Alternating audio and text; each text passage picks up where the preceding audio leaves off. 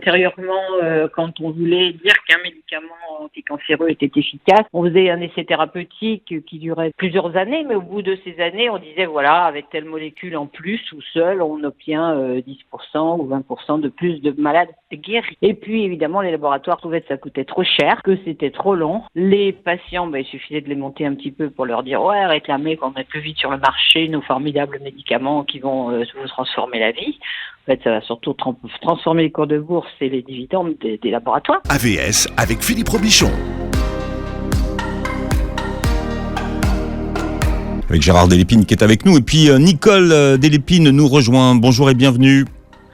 Bonjour, merci de l'invitation. Voilà, vous êtes pédiatre et oncologue. Vous publiez médicaments anti-cancer peu efficaces, souvent toxiques et hors de prix chez Michalon. La Ligue contre le cancer s'alarme de la pénurie persistante de médicaments utiles mais peu chers contre les cancers, y compris pédiatriques. Elle lance même une campagne contre ça. Dans votre livre, vous nous expliquez que la pénurie a commencé en gros au début du XXIe siècle. Qu'est-ce qui s'est passé et qu'est-ce qui a changé au début du XXIe siècle ? Ce qui a changé, c'est la façon dont les médicaments ont été mis sur le marché. C'est-à-dire qu'antérieurement, quand on voulait dire qu'un médicament anticancéreux était efficace, on faisait un essai thérapeutique qui durait des fois bien longtemps, plusieurs années, mais au bout de ces années, on disait voilà, avec telle molécule en plus ou seule, on obtient 10% ou 20% de plus de malades guéris. Je dis bien guéris, ça veut dire quelqu'un qui a plus de cancer. Et puis évidemment, les laboratoires trouvaient que ça coûtait trop cher, que c'était trop long. Les patients, il suffisait de les monter un petit peu pour leur dire ouais, réclamer qu'on mette plus vite sur le marché nos formidables médicaments qui vont vous transformer la vie. En fait, ça va surtout transformer les cours de bourse et les dividendes des laboratoires. Mais ils n'en avaient pas une conscience évidente.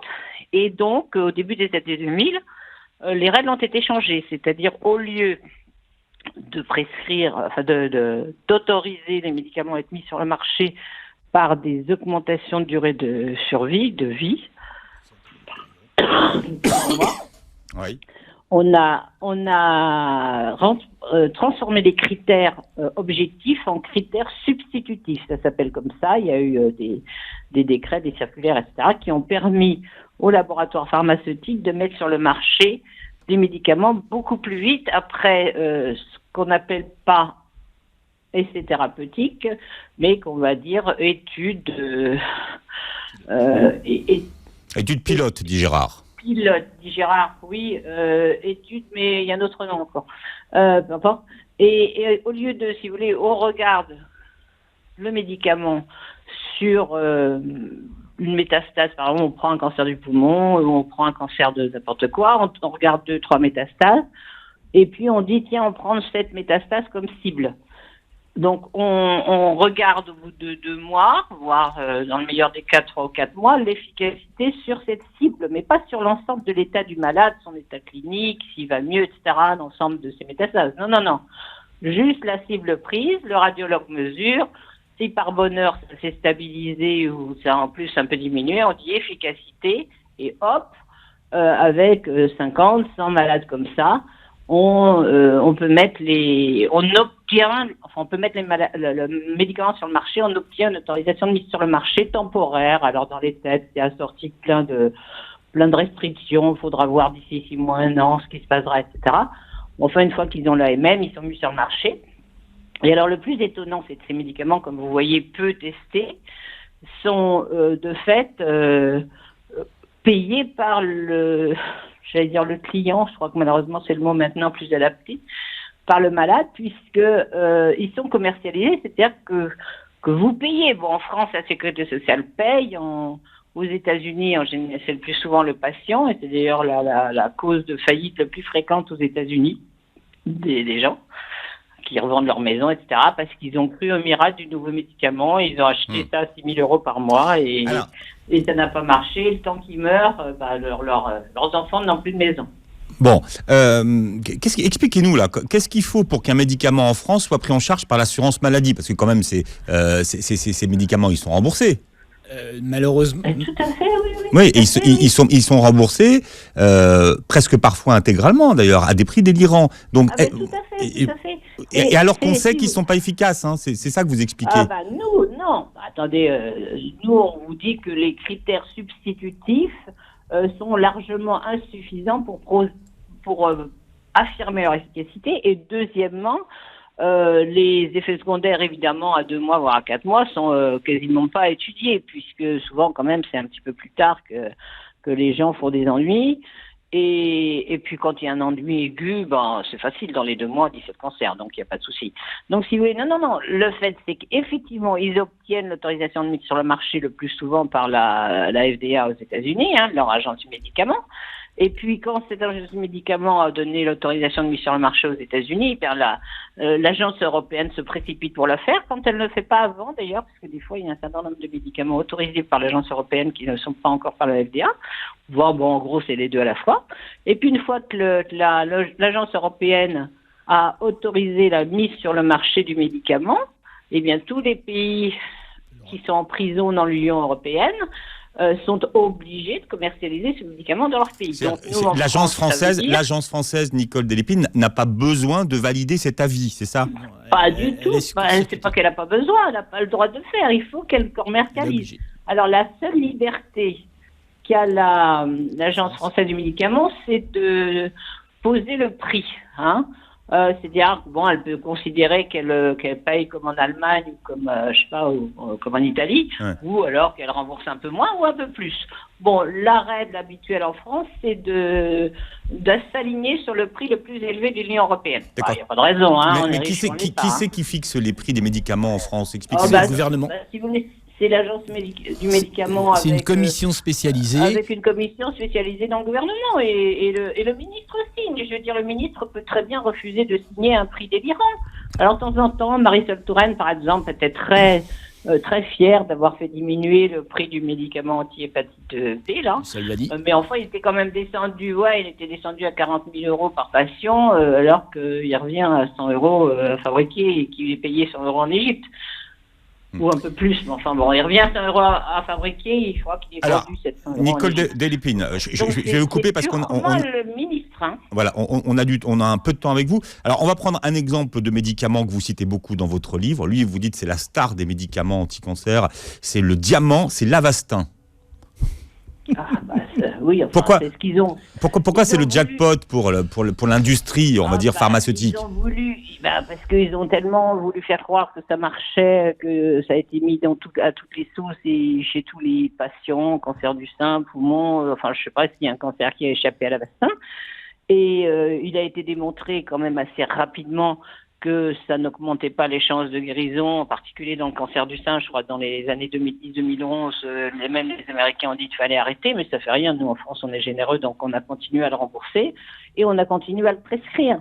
C'est ça qui est absolument fantastique, c'est que les études, après ces 2-4 mois de tests initiaux, les études publiées dans les revues internationales, quand encore elles publient des choses honnêtes, n'ont pas de retentissement sur la prescription, puisque la prescription elle est incitée par les lobbies, évidemment, pharmaceutiques, qui sont relayés par l'Agence nationale du cancer, qui s'appelle l'INCa en France. Voilà, Nicole, Gérard voudrait dire un mot là-dessus.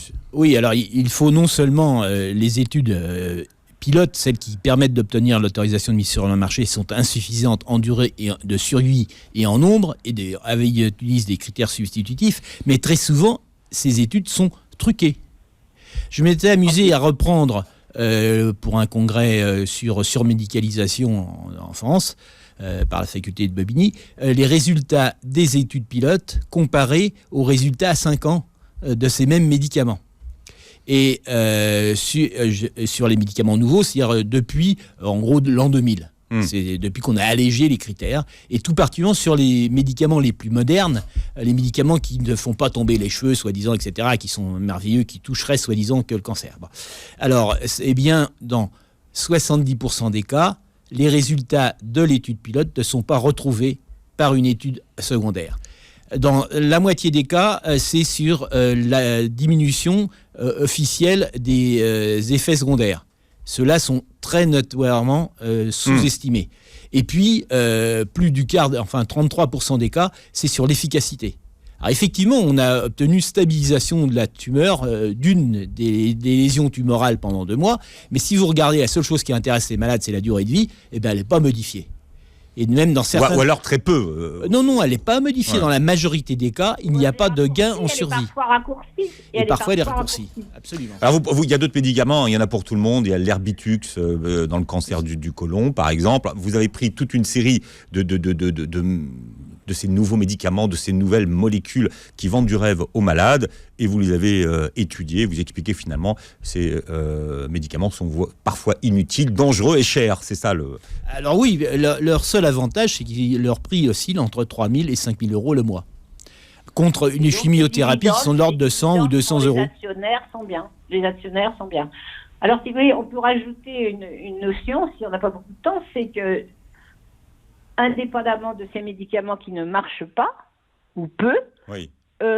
Les protocoles imposés, si vous voulez, par le ministère, enfin directement, mais imposés, et de plus en plus fermement depuis 2010, en gros, avant il y avait encore un petit peu de liberté, mais bon, eh bien ces protocoles se substituent au traitement antérieur. Donc quand même un certain nombre marchaient. Je tiens toujours à rappeler qu'à la fin des années, à la fin du siècle dernier, dans les années 85-90, on guérissait. Ça veut dire que 10 ans après, ils sont en vie, ils vont bien, ils n'ont pas de cancer. C'est ça que j'appelle guéri, la vraie définition de la guérison. Eh bien, on guérissait plus de 3/4 des enfants atteints de cancer, d'accord, et on guérissait plus de la moitié des adultes atteints de cancer. Tout globalement. Alors c'est vrai qu'il y a des cancers qui guérissaient beaucoup moins que d'autres et qu'il y en a qui guérissaient presque à 90%, ça fait une moyenne, mais enfin 3/4 des enfants guéris, 50% des adultes guéris par des schémas de traitement associant chirurgie, surtout la chirurgie qu'on oublie de plus en plus. Chirurgie c'est capital dans le traitement du cancer, chirurgie, chimiothérapie, radiothérapie, éventuellement la radiothérapie pas toujours et rarement chez l'enfant. Eh bien avec ces 3 armes, si j'ose dire, on guérissait donc quand même beaucoup de malades. Or, tous ces traitements qui avaient été éprouvés pendant des années en France, mais évidemment à l'étranger, dans tous les pays riches, si je veux dire tout de même, eh bien, tous ces traitements sont manifestement maintenant oubliés. On vous dit, quand les patients disent oui, vous me donnez, je sais pas, l'Erbitux ou autre, mais quand même, avant, dans ce cancer-là, j'ai regardé, il y avait l'association thérapeutique, ah oui, mais c'est ringard. Les jeunes médecins sont priés de ne pas aller lire trop la bibliographie qui date de plus de 3 ans. Comme ça, ils regardent que ce qui est récent. Ils n'imaginent même pas que des traitements ringards avec des molécules qui coûtent entre 20 et 100 euros puissent marcher. Alors, ils privent donc de fait les malades de ces traitements efficaces. Et c'est là où les malades devraient se battre. Alors, la pénurie là, donc, qui est pointée du doigt par la Ligue, ça concerne bien sûr des médicaments qui ne sont pas chers. Oui, la politique générale des laboratoires est très simple.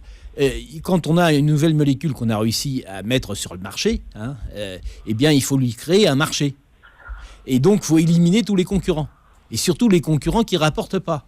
Donc, toutes les vieilles molécules, quelle que soit leur valeur médicale, quel que soit leur intérêt dans la guérison des malades, si elles sont vieilles, on les élimine. Alors, comment vous expliquez la pénurie elle est volontaire, elle est organisée par les laboratoires. Vous avez un très bel exemple que tout le monde connaît, c'est celui des vaccins.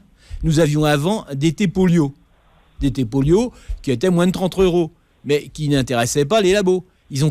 Avant même qu'on impose les 11 vaccins, ils ont arrangé pour qu'il n'y ait plus de DT polio accessible dans les pharmacies. On ne le trouvait plus. On était obligé de prendre un hexavalent, c'est-à-dire 6 vaccins en même temps, qui a fait multiplier le prix par 4. Donc la pénurie est parfaitement organisée par les laboratoires. C'est pas par hasard. Là, je viens d'apprendre, par exemple, qu'on a un produit qui a rendu des services considérables, qui est l'interféron. L'interféron. Dans quoi ? Dans quel d'abord dans le cancer du rein, mais nous on a publié dans Lancet il y a une 30aine d'années la guérison grâce à l'interféron d'un cancer de l'enfant exceptionnel, d'accord, mais pour lequel on n'avait pas d'autre traitement. Et on a pu vérifier sur pas mal d'autres malades, ce qu'on appelle des histoires de chasse, c'est des histoires individuelles, mais l'efficacité de ce produit. Et en tout cas, il est parfaitement reconnu dans le cancer du rein, dans l'ostéosarcome. Les Scandinaves ont, à l'époque, avant les chimiothérapies, traité par l'ostéosarcome par interféron, avec de bons résultats, puisqu'ils avaient environ 50% de guérison à 5 ans. Donc, ce produit est connu, on connaît parfaitement sa toxicité qui est parfaitement maîtrisée, parce que nous, on l'a donné pendant plusieurs années sans incident, et le laboratoire décide de ne plus le fabriquer. Et le scandale, c'est qu'on n'a pas... Ils ont le brevet, donc théoriquement, on ne pourrait pas le faire. Il serait indispensable que tout laboratoire qui ne produit plus un médicament, son brevet tombe dans le domaine public et qu'on puisse fabriquer la même molécule. Alors Gérard et Nicole Delépine, merci d'avoir été avec nous ce matin. Alors Nicole, je rappelle que vous avez publié avec Gérard, bien sûr, vous êtes tous les deux oncologues, hein. Un médicament anti-cancer peu efficace, souvent toxique et hors de prix chez Michalon. On fera une émission complète là-dessus parce que c'est passionnant. Et puis si je peux juste rajouter une chose, il faudrait que les patients maintenant qui du coup parlent que de médecine depuis 6 mois fassent le rapport entre l'interdiction de la chloroquine qui était sur le marché depuis 70 ans sans effet secondaire notable et qui coûte moins de 10 euros. C'est exactement la même chose avec les nouveaux médicaments qui veulent remplacer les anciennes molécules de chimiothérapie comme l'endotsant, le méthotrexate ou autres qui coûtent rien et qui avaient des indications parfaites.